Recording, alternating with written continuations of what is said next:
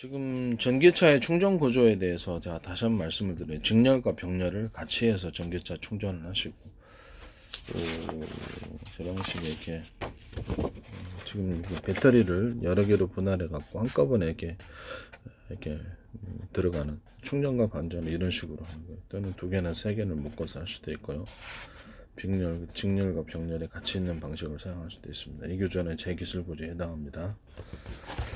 그리고 전기차 충전이 저는 내가 더 작게도 사실 여러 군데서 쓰일 수 있는 방식인데 이 안에도 4개로 분할했다고 합시다. 그럼 이게 하나로 들어가지만 안에 4개의 선이 있어서 들어갈 수도 있습니다. 이론적으로. 그러니까 2개가 됐든 3개 됐든 7개가 됐든 그건 알아서 하십시오. 이 안에서도 지선이 이 안에 포함되어 있어서 들어간다. 이것도 제가 접대도 얘기를 했지만 4개의 셀로 분할하거나 그래서 지선이 들어가서 순식간에 충전하는 구조를 만들면 제거실 구조에 해당합니다. 그 다음에 모든 충전 구조에 대해서 이런 식으로 충전하는 거죠. 무선 충전에 대해서 사용하는 방식이긴 하지만 이것도 유선 충전에도 사용할 수 있습니다. 이런 식으로 무선 충전에서 안테나 구조를 여러 개로 넣고 이 밑에 서브로 해가지고 이렇게 새끼 쳐가지고 수많은 안테나 구조를 넣는 겁니다. 물론 이 밑에도 그런 게 있습니다. 일부러 보여주기 위해서 여기만 그렇게 그린 겁니다. 밑에 서브로 이렇게 해가지고 이건 순식간에 전기를 충전할 수 있는 급속 충전 방식입니다. 서브로 단계로 해가지고 순식간에 여러 개 전기 충전 구조를 통해서 순식간에 전기를 흡수하고 충전하는 이런 구조를 가지시면 제 기술 구조에 해당한다는 것을 말씀드립니다. 많으면은 번개도 가서 충전할 수 있어요. 이런 방식으로 해가지고 번개 충전도 가능하고 순식간에 하나 딱 이렇게 딱 된 거 가지고 하면은 터지겠지만 밑에서 전력의 압을 견뎌내는 거죠. 몇 개로 순식간에 빨아들여서 옆으로 물길이라 하면 이쪽으로 지선을 통해서 다 이렇게 압력을 분산해내 가지고 순식간에 완충하는 구조입니다. 이런 구조로 만드시면 제 기술 구조에 해당합니다. 전기차뿐만 아니라 물론 드론 같은 것도 마이크로웨이브 전파로 제가 앞으로 모든 드론 전기식 프로펠러도 들어가는 그런 구조에 들어간다고 얘기를 했었죠. 또는 마이크로웨이브 이게 프로펠러가 아니더라도 연소 분사 방식으로 해서 블레이드가 없이 압축 공기 같은 걸로 공기를 집어넣어주고 수소 온도를 높여서 산소와 반응시켜서 공기과 산소와 서로 섞어주는 공간을 가지고 연소실로 분배를 해주고 그거를 태워서 연료 분사 방식으로 하시는 구조도 제 기술이죠. 항공유가 됐든 휘발유 경유도 된 이런 식의 구조를 가집니다. 수소 탱크가 각 격벽시로 여러 개로 분할되어 있고요. 전기차라든지 아니면 전기 시스템도 전기 배터리로 달리는 것도 서로 격벽식으로 들어가 있습니다. 그래서 외부 충격으로부터 그 전지를 보호합니다. 이런 식의 격벽식으로 되어 있는 그 전기차나 드론, 격벽식으로 되어 있는 수소탱크를 여러 개로 분할해서 수소의 외부로 탈출하고자 하는 압력을 낮추고 각각 보호를 해서 하나가 문제가 있더라도 다른 탱크에서 수소를 공급받아서 초량하는 일이 없이 만들고 전기차도 전기차 어떤 전기차가 여러 개로 분할해 놨다 그러면 지금의 전기차 리튬 배터리는 하나가 고장나면 끝이잖아요. 그럼 이거는 여러 개이기 때문에 하나가 고장나도 물론 이것도 격벽 처리를 합니다. 그래서 이거를 각각 하나가 고장나더라도 비싸지 않죠. 하나 고장나면 1000몇 원 넘잖아요. 날라가면 어떻게 해요? 하나 고장나면 그 배터리 셀만 바꾸면 되고요. 방식에서 여러 개 직렬 방식으로 다니다가 전기가 만약에 달라게 생겼다 그러면 이쪽에서 끌어다가 쓰는 이런 방식도 있다는 것을 말씀드립니다. 그래서 직렬과 병렬을 같이 쓴다는 거죠. 국내 최초로 지금 전기 모터 방식 프로펠러를 한 것은 기술이 여러 개 갖다 쓰신 것 같은데 제가 보기엔 그렇습니다. 나중에 알게 되겠죠. 저는 소송 걸지 않습니다. 사간 사람에 의해서 문제가 됩니다. 이런 식으로 이렇게 직렬과 병렬을 갈리는 식으로 해가지고 삼상구조, 육상구조로 만드셨다고요. 삼성구조 2개를 해가지고 보통 그렇게 만들지 않습니다. 그래서 이런 방식으로 직렬과 병렬을 같이 쓰는 제 방식을 사용했다고 보여집니다. 얘는 여러 가지 이렇게 모터에다가 서로 여러 겹의 서로 여러 겹의 연고 자석을 배치했다든지 그러면 파워가 굉장히 세집니다.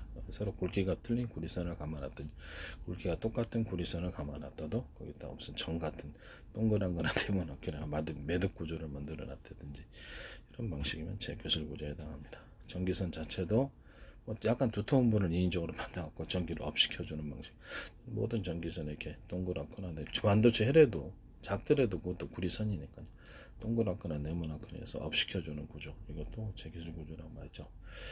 그 다음에 전기선 이렇게 하나의 로맥스 4.0이라면 두 개로 업시켜, 네 개, 세 개, 이렇게 업시켜주는 구조. 이건 재교술 구조라고. 또는 두터운 구리선으로 하나도 합쳐주는 구조. 또는 두 개에서 세 개로 하나의 전기선에서 두 개, 세 개로 분기해서 다시 한 개나 두 개로 합쳐주는 구조. 이런 기이한 구조, 두꺼운 구리선으로 재기술 구조에 해당합니다. 그 다음에 동축 케이블 같은 것도 현재보다 얇게, 아주 얇게 뽑아, 실처럼 얇게 뽑을 수도 있고, 광선물처럼 얇게 뽑아가지고 할 수도 있어요. 그 방식 이렇게 신호선은 그렇게 처리해도 괜찮습니다. 대신 구부러지기가 쉬운 거로 합성섬유 같은 이렇게 좀 단단한 구조나 나일론 같은 그것을 전기선으로 삼아서 잘 변형이 가해지지 않도록 하고 그런 구조를 안에다가 하나, 둘, 셋, 넷 몇 개를 처리해가지고 이렇게 하나의 케이블 안에 몇 개가 들어가 있는 그런 케이블을 그런 동축 케이블을 만들 수 있습니다. 하나의 케이블 안에 하나의 로맥스 4.0처럼 몇 개로 다시 분기해서 신호가 여러 군데로 퍼지는 그런 구조를 가지는 것도 제 기술 구조에 해당한다는 것을 말씀드립니다. 현재 동축 케이블 좀 곱게보다 얇게 만든 그것 전부 다 대기술입니다.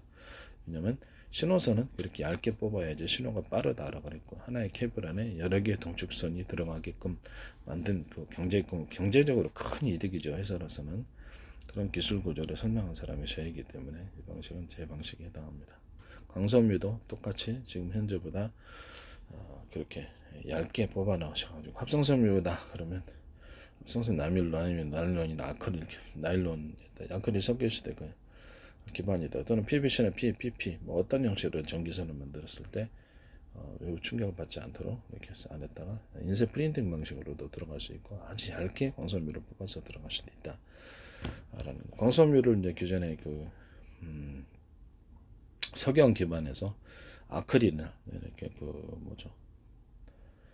투명 나일론 90%짜리로 해가지고 아주 얇게 뽑아가지고 강섬유 핵심 코어선을 만들 수 있다. 그 외비를 합성섬유 나일론 같은 걸로 다시 외피를 만들어 줄 수 있다라고 해서 그런 식으로 만드시면 제 기술 구조이다. 지금보다 이제 더 얇게 광섬유를 뽑으셔도 전혀 이상이 없습니다. 그러면 인쇄 프린팅 방식으로 구리선을 인쇄 프린팅 합성섬유 기판으로 해가지고 뿌리고 실처럼 뽑아서 인쇄 프린팅 방식 대중소 이렇게 하면 엄청 빨라집니다. 이런 식으로 굵기를 서로 틀리게 해서 동축 케이블도 만들 수 있다. 왜 그게 신호가 필요하니까 그렇습니다. 굵기가 틀리게 해서 굵기가 틀린 구리 전기선처럼 이것도 똑같습니다. 신호선도 아주 얇게도 뽑을 수 있고 굵기를 서로 틀리게 만들 수 있어요. 또는 뭐 한 개가 두 개짜리가 하나로 합혀진 약간 간격을 떨어져 가지고 두 개짜리 하나로 합혀진 데서 이런 구조도 나올 수 있습니다. 동축 케이블 아주 실처럼 얇게 뽑아서 두 개가 하나 된 구조, 세 개가 하나 된 이런 식으로 그런 식으로도 만들어 놓을 수 있습니다. 그 다음에 광섬유도 역시 인쇄 프린팅 방식으로도 들어갈 수 있습니다. 그래서 아크릴 기반이든 뭐든 기존 광섬유 기반 광섬유를 인쇄 프린팅 방식으로 해가지고 이렇게 합성섬유로 이렇게 선을 만들고 코어는 이제 그걸로 들어가고 그다음에 그 외피를 이제 들어가대. 이런 구리선 동축 케이블이나 이렇게 광섬유 만들 때 유리석양 코팅제, 의류 방수제, 코팅 방수제가 들어가서 만드신 구조는 제 기술 구조. 세라믹 코팅제 이런 것들은 제 기술 구조에 해당합니다. 유리막 코팅제, 그다음에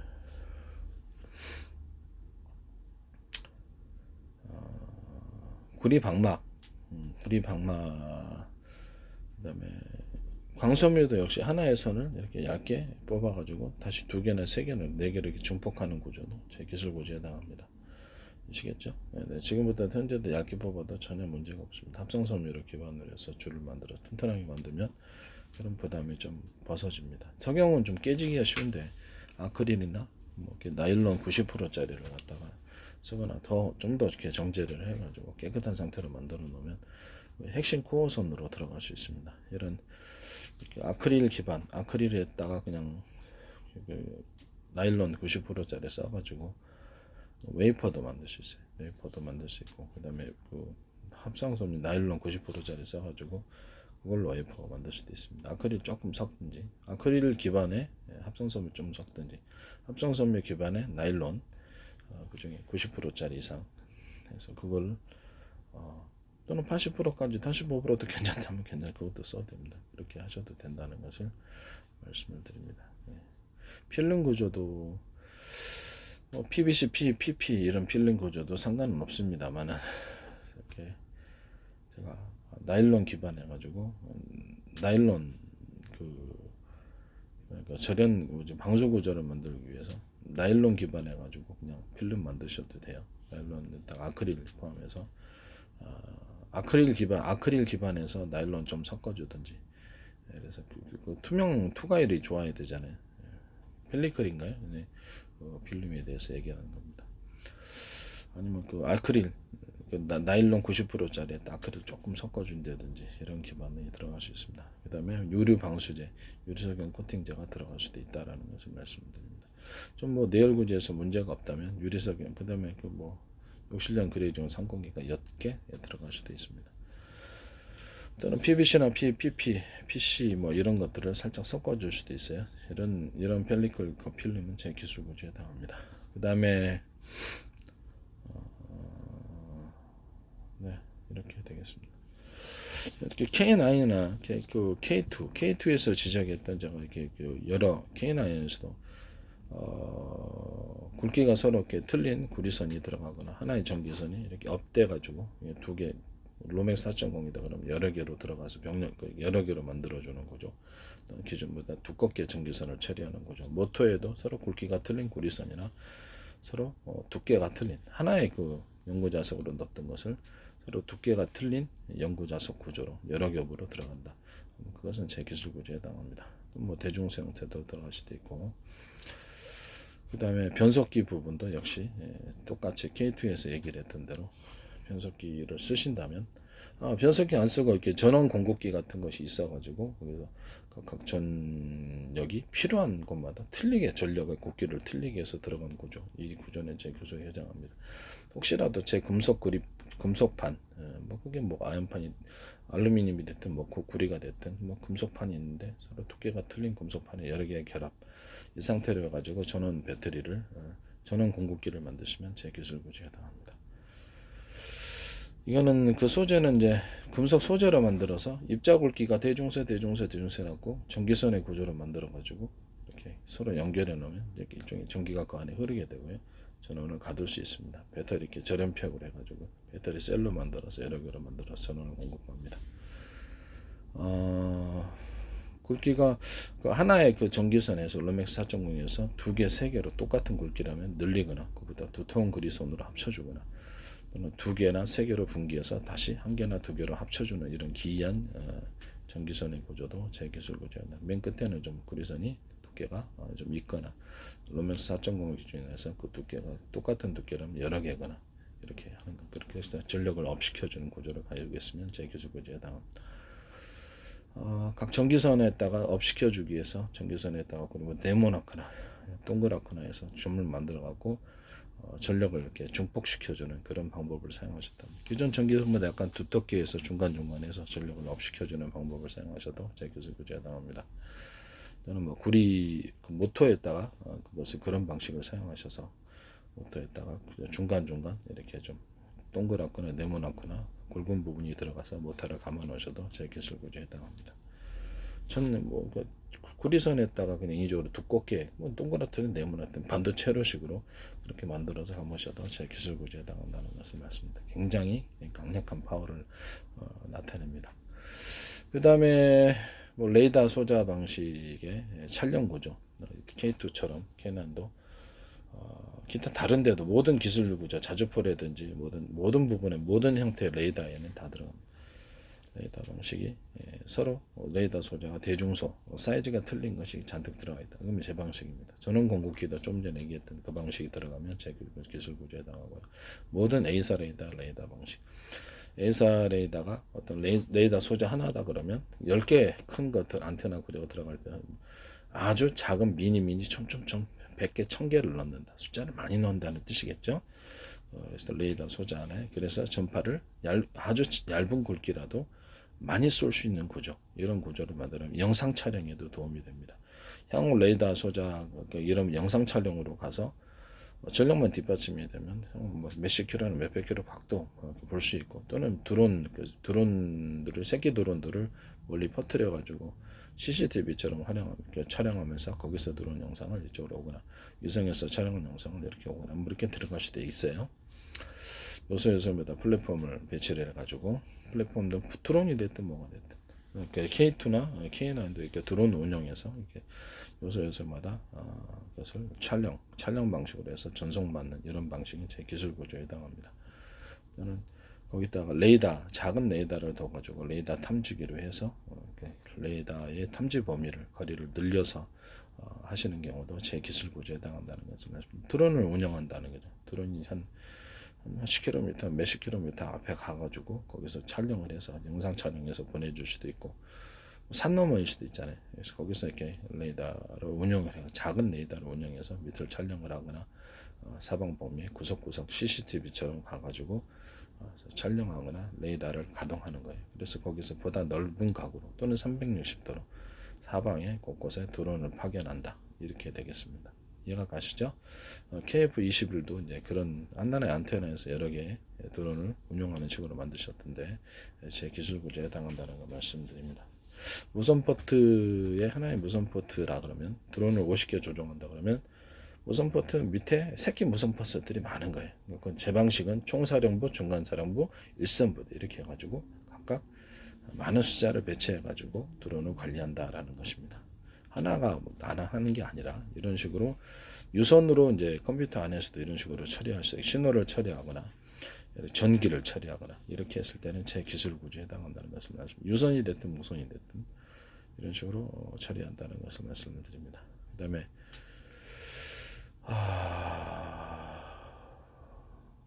그 중에 이제 몇 개는 좀 다른 놈들은 다른 새끼들이 무선 포트는 5개 처리하는, 얘는 10개 처리하는 것을 중간중간 사이에 넣을 수도 있다라는 것을 말씀을 드립니다.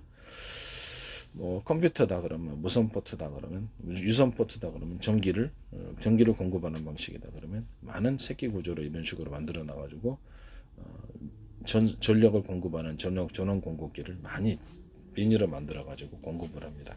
그렇게 되면 빠르게 전원 처리가 가능합니다. 이런 식으로 이제 드론과 비행체에도 하나의 전원 공급기 안에 여러 개가 들어가 있는, 또는 여러 개의 전원 공급기를 이용해 가지고 이렇게 전원을 공급하시는 이런 구조는 제 기술 구조에 해당한다는 것을 말씀드립니다. 서로 굵기가 틀린 구리선을 통해서 필요한데 서로 틀리게 전기선의 굵기를 틀리게 해서 배치한다. 전력을 또는 루멕스 4.0 기종에서 어떤 데는 하나 가고 어떤 데는 2개 가고 어떤 데는 3개 가고 이렇게 어떤 데는 서로 굵기가 틀린 구리선이 3개가 가고 이런 식으로도 들어갈 수 있다라는 그런 방식이 제 방식에 해당한다는 것을 말씀드립니다. 무선 포트처럼 CCTV다 그러면 현재 뭐 DVD 4개, 8개 있는 거를 채팅 방식으로 바꾸기 위해서 유선 포트다 그러면 포트처럼 이렇게 꽂아가지고 이런 식으로 꼽는 거죠. 이런 식으로 꽂아가지고 하는 방식으로 바꾸고, 너무 잘 불러져요. 이렇게 잘 불러져가지고 불편해요. 화면이 너무 흔들리고 자꾸 꺼집니다. 그래서 이런 방식으로 이렇게 해서 바꾸고 한 20개, 30개, 50개, 100개도 가능하도록 이런 식으로 이렇게 늘려가지고 그거를 이제 포트 방식으로 바꿔서 컴퓨터 노트북 화면에 꽂으면은 100개의 촬영을 동시에 할 수 있도록 CCTV마다 번호가 있어요. 채팅 방식으로 우리 채팅할 때 뭐 수백만 가입자도 하잖아요. 그러니까 그런 방식으로 하는 거. 유튜브도 지금 하나의 화면에 뭐 수십 개 뭐 이렇게 딱 들어오잖아요. 100개도 가능하단 말이에요. 이런 식으로 해서 채팅 방식으로 그걸 바꾼다라는 거죠. 그래서 그러면 하나의 화면으로 노트북 컴퓨터로 다 이거 군에서도 쓸 수 있어요. 이런 식으로 이걸 갖다 드론은 이제 CCTV로 운영하거나 아니면 야외 매복 갈 때는 사방대 CCTV를 놓고 거기서 무선으로 전파를 송수신해 가지고 무선 포트 방식으로 새끼 무선 포트들이 많고 뭐 공장 왕도매 대리점 그다음에 총사령부, 중간사령부, 일선부 이런 식으로 하듯이 무선 포트를 많이 만들어 가지고 CCTV를 여러 군데에서 또는 수십 군데에 들어온 것을 동시에 처리하는 거죠. 이런 방식은 제 방식이에요. 드론도 이런 식으로 운영할 수 있습니다. 유선 포트를 이제 이런 그 CCTV를 유선으로 처리하는 게 있고 또는 무선으로 처리하는 게 있다 그랬죠. 무선으로 서로 파형이 틀린 그 전파 묶음을 사용합니다. 이럴 때는 그래서 하나는 비밀번호, 그 중에 전파 하나는 비밀번호로 인식 코드로 각 드론에게 암호가 맞아야지 한다는 거죠. 드론이나 아니면 CCTV 운영할 때도 무선 드론이 있을 수, 무선 CCTV가 있을 수 있잖아요. 이런 방식도 똑같이 이런 식으로 무선 포트처럼 똑같이 새끼 대리점이 많아서 동시에 숫자가 많아도 처리해 준다. 또는 이종 간에 가령 뭐 현관문 비디오다. 아니면 아까 블랙박스다. CCTV다. 이런 것들은 이종 간에 결합을 시켜주는 장치를 만들 수 있다. 회사가 이제 같이 다 만들어 놓으면 호환성이 문제가 없고 회사가 틀리더라도 표준이 만들어주면 호환성에 문제가 없이 이것도 역시 동일하게 뭐 기기 종류만 틀리지 무선 송수신은 똑같은 통신은 똑같으니까요. 사물의 인터넷 할 때도 뭐 TV, 가전 조명 이런 것들도 보일러도 거기에 통합될 수 있습니다. 스마트폰도 거기 가입을 해가지고 이 무선 포트 안에 영상이 전달될 수 있으며 영상 전달 방식으로 신호를 각각 해서 송수신 주고받고 이 부분이 가능하다라는 것입니다. 가령 이게 CCTV하고 연결있고 이런 것과 연결을 해가지고 연기해가지고 여기서 이렇게 스마트폰에서 이렇게 블랙박스를 이 중앙 기기를 통해서 블랙박스와 스마트폰을 직접 연결하는 방식은 무선 송수신 할 수 있고 워키토키 방식으로 둘이 서로 통신이 가능하도록 해놓는 거죠.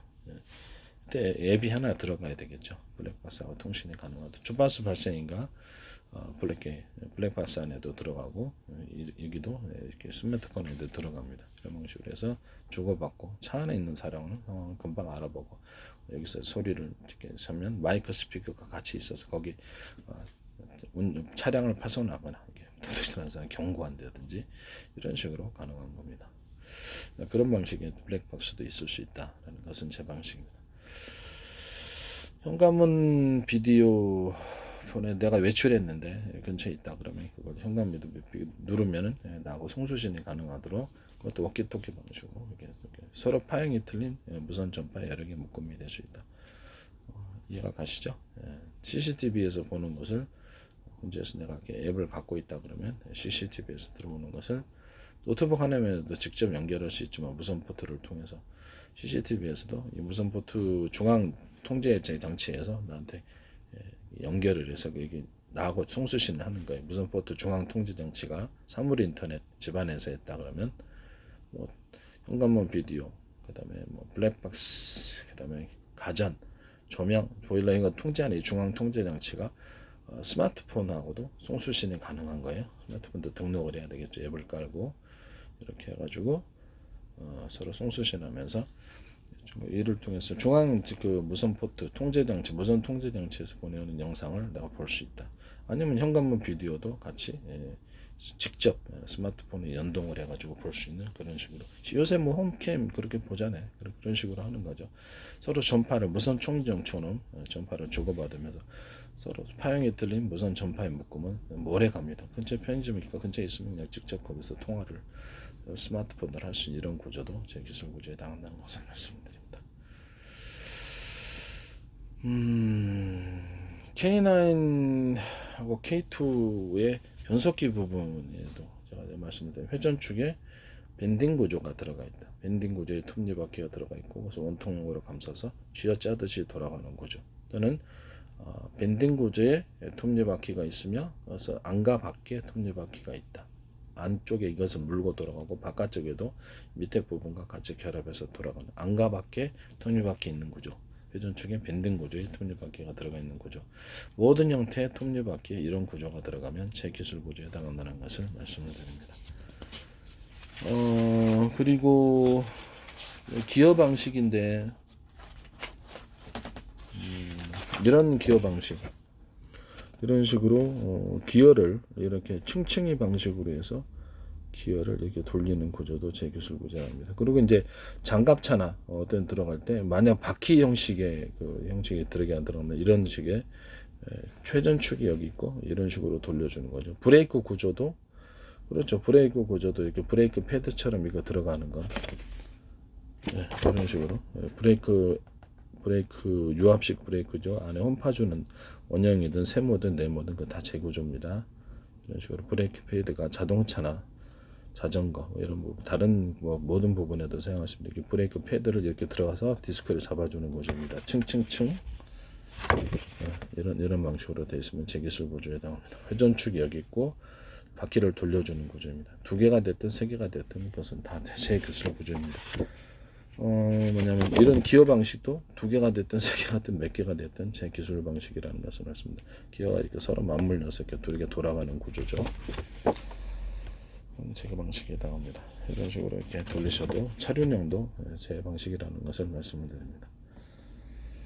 브레이크 페달 같은 거 모든 유압식 장치에 홈을 이렇게 모든 형태의 유압식 장치 K2나 K9에 이렇게 유압식 장치가 들어갔다면 홈을 파줘서 유압을 높여주는 중장비 모든 형태의 중장비와 유압이 들어가는 모든 부분들의 구조를 홈 파줘서 압력을 높이시면 제 기술 구조에 해당한다는 것을 말씀을 드립니다. 그 다음에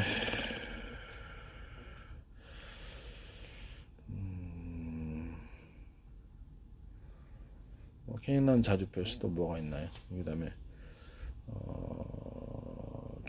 레이더 소자에서 여러 개 수많은 작은 미니 안테나 구조를 넣어서 굵은 전파를 쏠 때는 서로 여러 개를 팀을 묶어서 쏜다라고 했습니다. 레이더 소자 방식이 대중소 사이즈가 틀릴 수 있다. 이 기술 구조는 제 기술 구조에 해당한다. 라는 것을 말씀드립니다. 그러니까 전파는 서로 파형에 틀린 여러 개의 전파 묶음을 쏜다. 라는 겁니다. 이 방식은 제 기술 구조에 해당하게 되겠습니다. 또는 그 모든 앞으로 레이더 소자를 이렇게 레이더는 영상 방식으로 앞으로 가게 될 것이다. 전후 좌우 360도를 탱크로 얘기를 하면 땅밑을 볼 수는 없죠. K9이나 땅밑을 볼 수는 없기 때문에 땅밑을 감지할 수도 있겠죠. 어쩔 수는 있겠습니다만은 그 땅밑에다가 이렇게 이런 구조, 제가 금속 탐지기 얘기했었죠. 땅밑에 대전차 지대 같은 것을 미리 전방 몇 미터에 전파를 갖다 쏩니다. 쏴가지고 땅 밑에 금속을 찾을 수 있어요. 그런 식으로 해가지고 앞으로 이렇게 금속 탐지기로서 제 방식의 방법이 가능합니다. 제 파형이 틀린 서로 금속 탐지기로서 서로 파형이 틀린 전파 묶음으로서 주변을 레이더 방식으로 밑에 땅속을 향해서 쏘는 거예요. 또는 적외선을 서로 파형이 틀린 적외선 묶음으로 땅속을 쏘고 금속을 탐지합니다. 금속을 탐지하거나 사람을 탐지하는데 금속 탐지에 적합한 그런 마이크로 모든 전파 여러 개 묶음으로 지하를 뚫고 금속 탐지를 하면 대전차 지뢰 같은 걸 탐색하는 그런 구조는 제 기술 구조에 해당합니다. 360도로 이렇게 빙빙빙 돌아도 되지만 360도로에서 안테나자 구조를 말씀드렸죠. 무엇 때문에 360도 그 안테나가 안 나오느냐라고는 그것은 전력이 부족해서 그렇다. 그러니까 전선에 갖고 안테나 구조가 이렇게 있다 그러면